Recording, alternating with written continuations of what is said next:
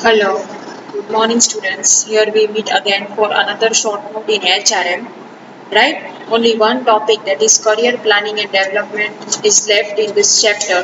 So I'm completing it today by putting up an extra lecture. Right? Then this unit will be over.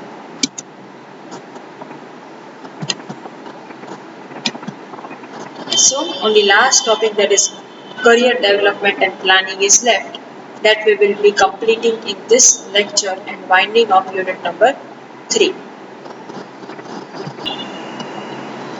Okay, career development. Career planning and development has become relevant at individual level. Right? Career planning and development individual level ઉપર આપણે ગણી શકીએ relevancy, right? Individual career planning has gained importance in view of educational facilities as well as job opportunities. Individual career planning હોય એને બહુ importance gain કર્યું છે શેમાં? Educational facilities as well as job opportunities. Okay? Organizational career planning is important due to technological advancement, large size organization, human values and needs. Again, organizational career planning શેના માટે important છે?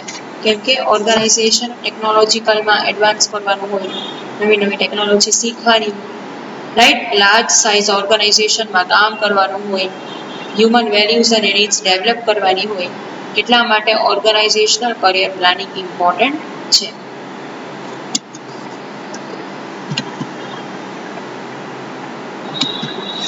A career is a series of jobs that are held during one's working life. Career એટલે શું? એક series of job છે, right, કે પોતાની working લાઈફમાં એ હોય છે.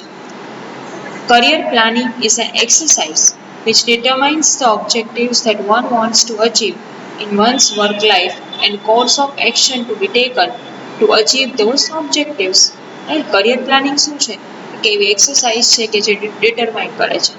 શું ડિટરમાઇન કરે છે? Objectives that one wants to achieve.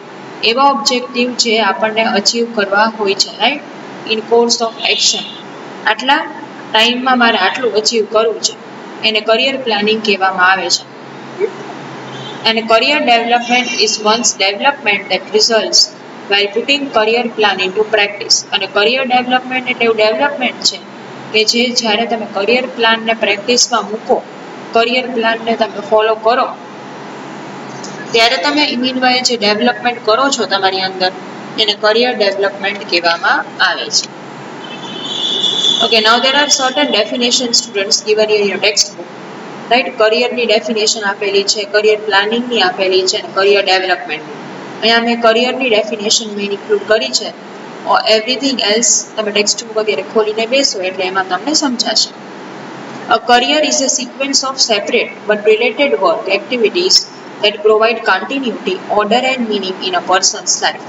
Career શું છે? સિક્વન્સ છે ઓફ સેપરેટ, અલગ અલગ કામ તમારે કરવાનું હોય છે, પણ એકબીજા સાથે રિલેટેડ હોય એવું કામ કરવાનું છે, રાઈટ. સપોઝ તમારે ડિઝાઇનર બનવું છે તો તમારે પહેલાં ડિઝાઇન શીખવી પડે, તમને ડ્રોઈંગ આવડવું જોઈએ, તમારી ફેશનમાં અવેરનેસ હોવી જોઈએ. એટલે આ બધી એક્ટિવિટી કેવી છે? સેપરેટ છે પણ રિલેટેડ છે. આ બધી એક્ટિવિટી તમને આવડતી હશે તો જ તમે ફ્યુચરમાં ડિઝાઇનર બની શકશો, રાઈટ. તો આને કરિયર કહેવામાં આવે છે. Next, career planning is the process by which one selects career goals and path to these goals. career planning એવી પ્રોસેસ છે કે જેમાં કોઈ માણસ કરિયર ગોલ્સ અને પાથ સિલેક્ટ કરે છે. career development is those personal improvements one undertakes to achieve personal career plan. career development એવું વસ્તુ છે કે પર્સનલ ઇમ્પ્રુવમેન્ટ કરવા માટે ખૂબ જ જરૂરી છે. career development is beneficial to employees as well as organizations, as developed employees add value to themselves and organization also.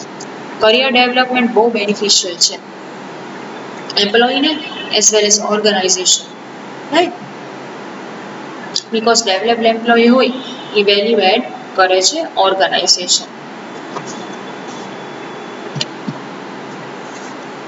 There are certain advantages and disadvantages of career planning. career planning ના અમુક advantage અને disadvantage પણ students હોય છે. First will be benefits of individual. Okay, what are the individual benefits? It develops understanding and knowledge. Understanding અને knowledge develop કરે છે. Students again આમાં બહુ મોટા સેન્ટેન્સીસ આપેલા છે. I have picked up the main points in order to make your understanding more better. Next is helps in selecting best career options. જો તમે કરિયર પ્લાનિંગ તમારું કર્યું હોય, તમે વિચાર્યું હોય કે મારે શું બનવું છે આગળ, બરાબર, તો કેટલા બધા ઓપ્શન્સ હોય એ તમારી સામે હોય છે અને તમે એને સિલેક્ટ કરી શકો છો. Makes work of internal promotion easier. Internal promotion કામ બહુ ઇઝી થાય છે. Next will be internal promotions and transfers are facilitated. અંદરના ખુદના ઇન્ટરનલ પ્રમોશન અને ટ્રાન્સફરને ફેસિલિટેટ કરવામાં આવે છે. જો તમે કરિયરનું તમારું ડેવલપમેન્ટ કરશો, પ્લાનિંગ કરશો, રાઈટ, અને ડેવલપમેન્ટ થશે તો ઇન્ટરનલી તમારું પ્રમોશન અને ટ્રાન્સફર પણ થઈ શકે. Satisfied workforce remains committed and loyal. Satisfied workforce હશે તો એ કમિટેડ અને લોયલ રહેશે.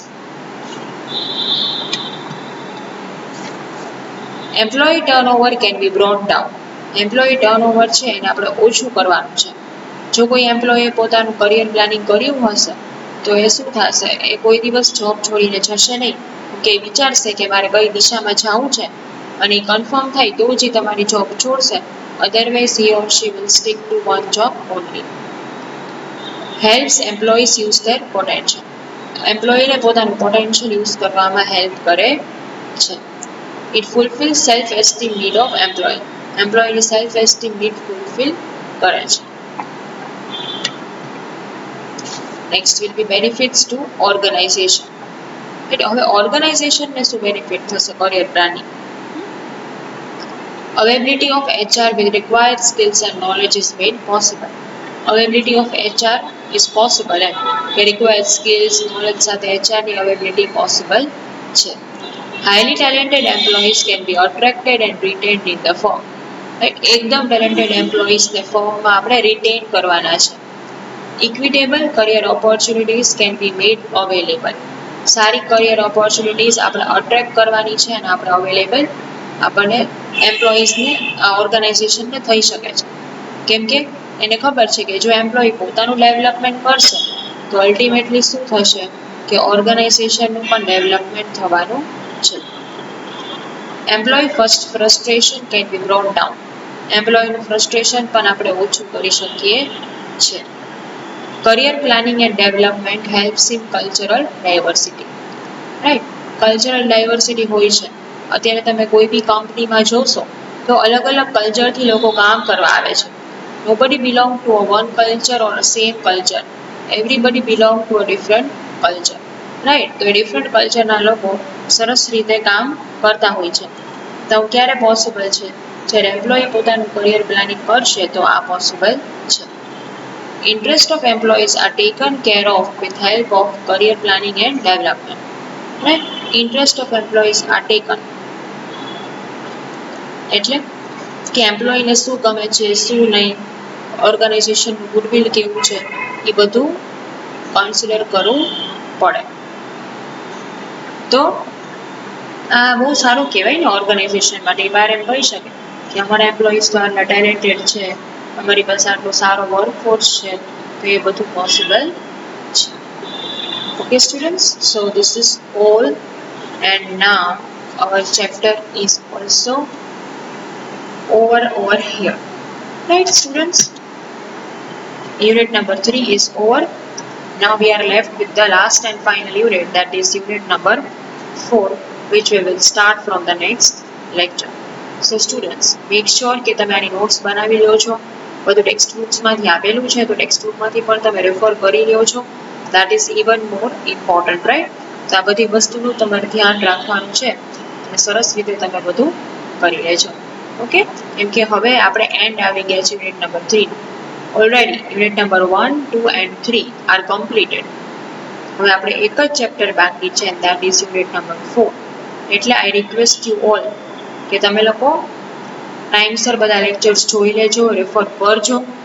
ઓકે, કેમ કે હવે એક જ યુનિટ આપણું બાકી છે અને તમારી એક્ઝામ્સ માટે પણ આ બધું તમારે રેફર કરવું ખૂબ જ જરૂરી છે. Okay students, so now take care Thank you.